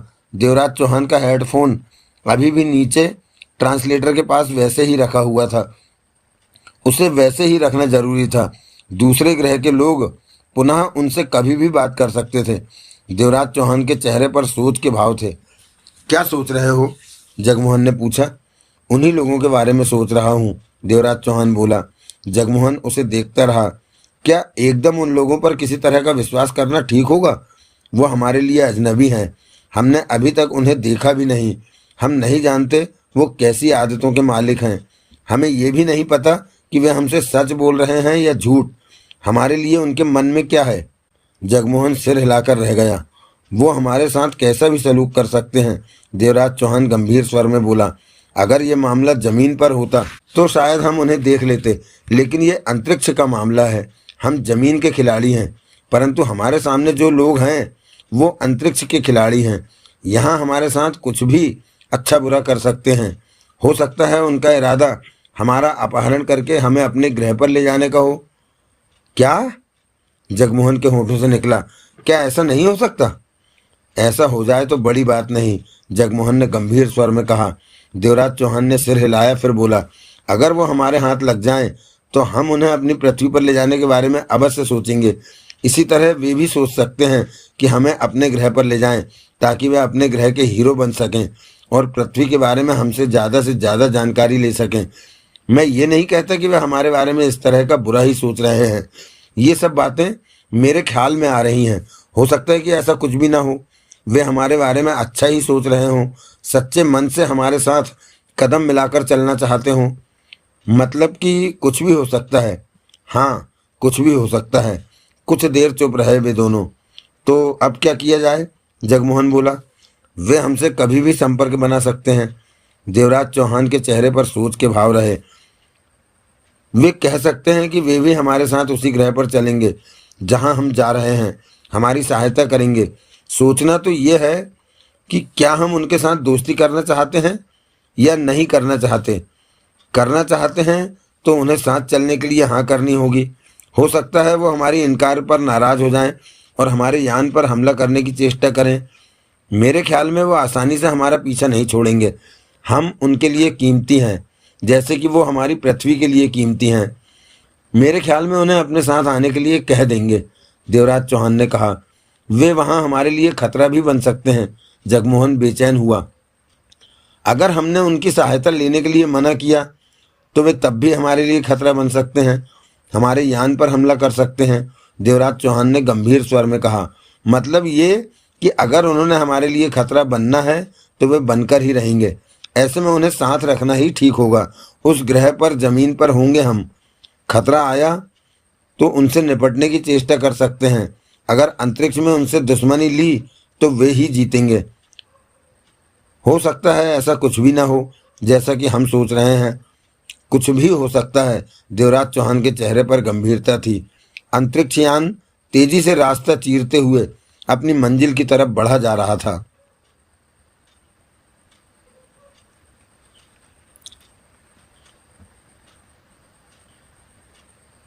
करीब 3 घंटे बाद मोइलो की आवाज़ ट्रांसलेटर के जरिए फिर सुनाई दी। क्या तुम हमारी आवाज़ सुन रहे हो देवराज चौहान? क्या तुम हमारी आवाज़ सुन? हाँ मोइलो, देवराज चौहान ने कहा। तुम्हारी आवाज़ फिर से सुनकर मुझे अच्छा लगा। हम तुम्हारे दोस्त बनने को तैयार हैं, मोइलो की आवाज़ सुनाई दी। देवराज चौहान चुप रहा। टोइरा और बोइंगो भी चाहते हैं कि हम लोग दोस्त बन जाएं, एक दूसरे के काम आए। मैं तुम्हारी बात का विश्वास करना चाहता हूँ, देवराज चौहान बोला, लेकिन कर नहीं पा रहा क्योंकि मैं नहीं जानता कि तुम लोग कैसे हो और कैसे विचारों के साथ जीवन बिताते हो। हम अच्छे लोग हैं, इस बात का मुझे कैसे यकीन आए, जैसे हमने यकीन कर लिया कि तुम लोग भले हो। मोइलो की आवाज़ आई। जब मैंने जाना कि तुम अपने साथी के साथ अनजाने ग्रह पर अपने आदमी को ढूंढने जा रहे हो तो मैंने तुरंत तुम्हारी सहायता के लिए सोच लिया। तुम्हें भी हमारे बारे में अच्छा सोचना चाहिए। मैं एकदम किसी पर यकीन नहीं करता। कोई बात नहीं, तुम हमारा व्यवहार देखकर हम पर यकीन करना, लेकिन हमने तो तुम पर यकीन कर लिया है। एक दूसरे पर विश्वास किए बिना हम आपस में अच्छे संबंध नहीं बना सकते। बातें तो तुम समझदारी वाली कर रहे हो, देवराज चौहान बोला। मोइलो की हंसने की आवाज़ आई। इसका मतलब मैं भी तुम्हारी तरह समझदार हूँ? देवराज चौहान के होठों पर मुस्कान उभरी। जगमोहन बिना हेडफोन के ही दोनों की बातचीत सुन रहा था। टोइरा और बोइंगो क्यों नहीं बात कर रहे? देवराज चौहान ने पूछा। वो बातचीत में कुशल नहीं है। उनका कहना है कि नई मुलाकात है, मैं ही बात करूं तो ठीक रहेगा। उनका सोचना भी ठीक है। मैंने अपने ग्रह मोड़ों से बात की थी। वो लोग ये जानकर बहुत खुश हुए कि हमें दूसरे ग्रह के वासी मिल गए हैं। वो खुशी से जश्न मनाना चाहते हैं। वो चाहते हैं कि तुम्हें लेकर मोड़ों पर आ जाएं। ये संभव नहीं, देवराज चौहान बोला। क्यों? हमें वापस अपने ग्रह पर पहुंचकर महत्वपूर्ण काम करने हैं। क्या तुम हमारे ग्रह पर चलना चाहोगे? मोइलो की आवाज़ नहीं आई। हमारे ग्रह पर पहुंचकर तुम्हें अच्छा लगेगा। तुम्हारे मोड़ों की तरह हमारा ग्रह ज़्यादा दूर नहीं है, देवराज चौहान ने शांत स्वर में कहा। तुम्हें बहुत सी नई बातों का पता चलेगा। अभी मैं इस बारे में कुछ ना कह पाऊंगा। मुझे अपने ग्रह से बात करनी पड़ेगी। वहां से मुझे इस बात की इजाज़त मिली तो मैं अवश्य तुम्हारे साथ तुम्हारे ग्रह पृथ्वी पर जाऊंगा। कब बताओगे मुझे? अभी हम तुम्हारे साथ ही उस ग्रह पर चल रहे हैं जहां तुम जा रहे हो। वहां हम मिलेंगे, बातें भी होंगी, मोइलो ने सोच भरे स्वर में कहा। तब तक मैं अपने ग्रह से भी बात कर लूँगा। ये ठीक रहेगा, देवराज चौहान बोला। लेकिन उस ग्रह पर तुम लोगों के लिए खतरा भी हो सकता है। क्या वहाँ तुम लोगों के लिए खतरा नहीं है? मोइलो की आवाज़ सुनाई दी। है, हमारे लिए भी खतरा है। फिर कोई बात नहीं। जब हम अपने ग्रह से चलते हैं तो ये सोचकर नहीं चलते कि हम वापस लौट पाएंगे, क्योंकि अंतरिक्ष में कदम कदम पर खतरे हैं। कभी भी हमें जान का नुकसान हो सकता है। हमारे कई साथी हमारी ही तरह यान में मोड़ों से गए परंतु कभी भी वापस नहीं लौट पाए। बहादुरी के कामों में जान जाने का जोखिम तो होता ही है। मतलब कि तुम बहादुर हो? देवराज चौहान मुस्कुराया। तुम्हारी तरह, मोइलो के हंसने की आवाज़ आई। तुम जिंदा दिल भी हो, तुम्हारी तरह। फिर हंसकर कहा गया, सच में तुम हमारे ग्रह पर चलो, मज़ा आएगा। सोचकर बताऊंगा, देवराज चौहान ने कहा। क्या ये बात तुम्हें भी अपने ग्रह पृथ्वी से पूछनी पड़ेगी? अवश्य। हमारे आगे बढ़ने का रास्ता पृथ्वी से ही निर्धारित किया गया है। अगर हम रास्ता छोड़कर दूसरे रास्ते पर आगे बढ़ेंगे तो कैसा भी खतरा हमारे सामने आ सकता है। हमें कुछ भी हो सकता है। लेकिन हमारे साथ ऐसा नहीं है। हम अपने यान को कहीं भी ले जा सकते हैं, क्योंकि तुम लोग अंतरिक्ष के रास्तों को अच्छी तरह जानते हो, देवराज चौहान ने कहा। हाँ, हम जाने कितनी बार अंतरिक्ष में आ चुके हैं। हम पहली बार आए हैं, समझा। लेकिन फिक्र मत करो, अब हम तुम्हारे साथ हैं। मोइलो का तसल्ली भरा स्वर सुनाई दिया। अगर तुम लोगों को परेशानी आई तो हम संभाल लेंगे। हम तुम्हें पृथ्वी तक भी पहुंचा देंगे। तुम लोगों की सहायता करने के लिए हमें अपने ग्रह मोड़ों से इजाज़त नहीं लेनी पड़ेगी, ये हमारी मर्जी पर निर्भर है। तुम लोग अच्छे हो, तुम पर विश्वास करने का मन करता है, परंतु शक सामने आ जाता है। कोई बात नहीं, सब ठीक हो जाएगा। हम दोनों ही अच्छे हैं, परंतु एक दूसरे के लिए अनजान हैं। यही कारण है कि हम लोगों के बीच शक आ जाता है। ऐसा नहीं कि मुझे तुम लोगों पर शक नहीं, शक है, परंतु मैं ये भी जानता हूँ कि विश्वास किए बिना हम लोगों के संबंध नहीं बन सकते। कभी कभी तुम बहुत अच्छी बात करते हो। कहते हुए देवराज चौहान के होठों पर मुस्कान उभरी। तुम्हारी ही तरह। मोइलो के हंसने की आवाज़ आई। जगमोहन के होठों से निकला, तुम गधे हो। तुम्हारी तरह? क्या कहा? गधे? ये क्या होता है? मोइलो की आवाज़ में उलझन उभरी। ये तुम्हारी आवाज़ नहीं थी देवराज चौहान, क्या ये जगमोहन की आवाज़ थी? हाँ। वो क्या कह रहा था? गधा? ये क्या होता है? हमारे ग्रह पर यह चीज़ अनजान है। क्या तुम जगमोहन से बात करना चाहोगे? अवश्य। जगमोहन भी टोयरा और बोइंगो की तरह बातचीत में कुशल नहीं है। कोई बात नहीं, अगर वो कोई गलत बात करेगा तो मैं उसकी बात का जरा भी बुरा नहीं मानूंगा। मोइलो की आवाज़ आई। देवराज चौहान ने इशारे से जगमोहन को बात करने को कहा। नमस्कार मोइलो, जगमोहन बोला। तुमसे बात करके मुझे खुशी हुई। बहुत लोग हैं जो मेरे से बात करके खुश होते हैं, जगमोहन ने कहा। कोई नई बात करो। खूब। तुम तो बोइंगो की तरह बात करते हो। तुम गधे वाली बात कर रहे थे। हाँ, लेकिन उससे पहले मैं तुमसे कुछ और पूछना चाहूँगा। क्या तुम्हारे ग्रह मोड़ों पर नोट होते हैं? जगमोहन बोला। नोट? मुद्रा? ये क्या होता है? माया के बारे में भी नहीं सुना? कैसी बातें कह रहे हो तुम? दौलत होती होगी वहाँ। दौलत? दो पल के लिए रुककर मोइलो की आवाज़ आई। ये क्या कोई खास चीज़ होती है? तुम्हारे ग्रह पर हीरे या सोना होता है? हैरानी है, तुमने कितनी बातें मुझसे पूछी और मैं समझा नहीं। क्यों हुआ ऐसा? इन सब बातों का एक ही मतलब है। ये एक ही चीज़ के अलग अलग नाम हैं। एक ही चीज़ के अलग अलग नाम? वो क्या चीज़ है? लक्ष्मी। देवराज चौहान ने गहरी सांस लेकर आंखें बंद कर ली। लक्ष्मी? मोइलो के स्वर में उलझन उभरी। सुनो, मैं तुम्हारी बात नहीं समझ पा रहा हूँ। बेहतर होगा तुम बोइंगो से बात कर लो, वो तुम्हारी बातें शायद समझ ले। चंद पलों बाद एक नई आवाज़ ट्रांसलेटर के द्वारा सुनाई दी। जगमोहन, मैं बोइंगो बोल रहा हूँ। क्या तुम मेरी आवाज़ सुन रहे हो? हाँ बोइंगो, मैं तुम लोगों की बात सुन रहा हूँ। अच्छा लगा ये सब कुछ। मुझे भी, जगमोहन बोला। तुम जानते हो फुरीक क्या है? फुरीक? ये क्या होता है? जगमोहन के होठों से निकला। लारेमा भी नहीं जानते? लारेमा? कोस्तू तो सुन रखा होगा। कोस्तू? ये तुम कौन सी भाषा बोल रहे हो? तो काया होते हैं तुम्हारे पृथ्वी ग्रह पर। तुम जाने क्या कह रहे हो। मैं तुम्हारी बातें नहीं समझ पा रहा। बोइंगो के हंसने की आवाज़ सुनाई दी। हंसे क्यों? मैं तुम्हें ये बताना चाहता हूँ कि हम तुम्हारे अनुवादक यंत्र की सहायता से एक दूसरे की बातों को अवश्य समझ रहे हैं, लेकिन हम दोनों के अपने अपने ग्रहों की बहुत चीज़ें ऐसी हैं जिसे हम एक दूसरे को नहीं समझा सकते, या फिर वो चीज़ें हम एक दूसरे के ग्रहों पर होती ही नहीं। तुम ठीक कहते हो, जगमोहन मुस्कुराया। जैसे कि गधा, नोट, मुद्रा, माया, लक्ष्मी तुम्हारे ग्रह पर है, लेकिन हम नहीं समझ पा रहे। इसी तरह फुरीक, लारेमा, कोस्तु, तोकाया हमारे ग्रह पर है, लेकिन तुम नहीं समझ पा रहे। बात तो तुम समझदारी की कर रहे हो, जगमोहन ने कहा। तुम मानते हो कि मैं तुमसे ज़्यादा समझदार हूँ? मैंने ऐसा तो नहीं कहा। अभी तुमने कहा गलत। मैंने कहा तुम समझदारी वाली बात कर रहे हो।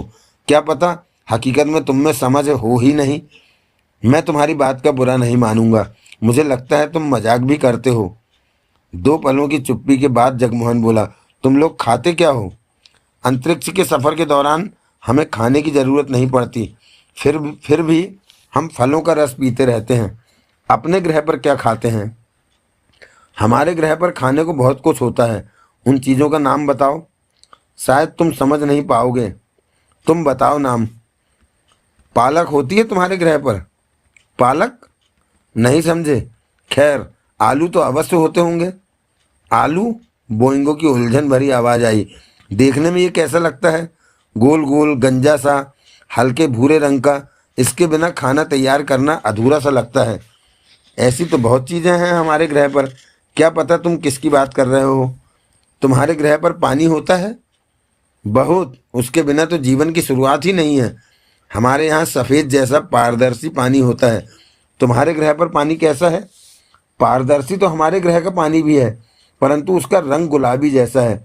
जब वो एक जगह इकट्ठा दिखता है तो गुलाबी गाढ़ा लगता है, थोड़ा सा अलग करते हैं तो वो पारदर्शी सा दिखाई देने लगता है। बोइंगो की आवाज़ ट्रांसलेटर से सुनाई दे रही थी। हम दोनों जब मिलेंगे तो हम में बहुत अच्छी बातें होंगी। ये बताओ कि उस ग्रह पर हम कब तक पहुंच जाएंगे? कितनी देर की यात्रा बाकी है? शायद 1.5-2 दिन और। ये कितना वक्त होता है? तुम्हारे ग्रह पर समय कैसे देखते हैं? दिन रात की पहचान कैसे करते हैं? बोइंगो ने बताया, जिसका मतलब ये था कि उसके ग्रह पर 3 दिन लंबा दिन रहता है और इतनी ही लंबी रात होती है। उनकी बात समझकर जगमोहन कह उठा, जितना बड़ा तुम्हारे ग्रह का दिन होता है उससे कम का सफ़र बाकी है। ठीक है दोस्त, बोइंगो की आवाज़ आई, कुछ आराम करके फिर बात करेंगे।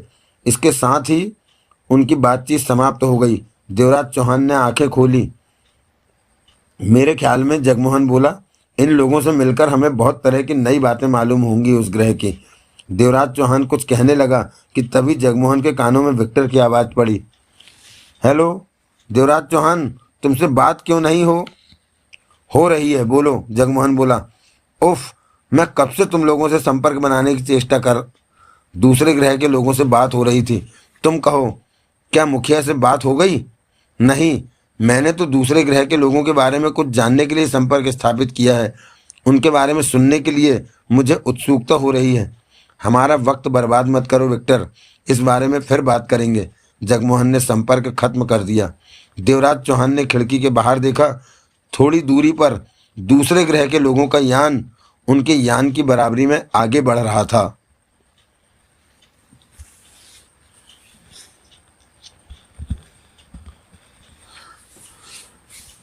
तो दोस्तों, आज का सफ़र यहीं पर समाप्त होता है।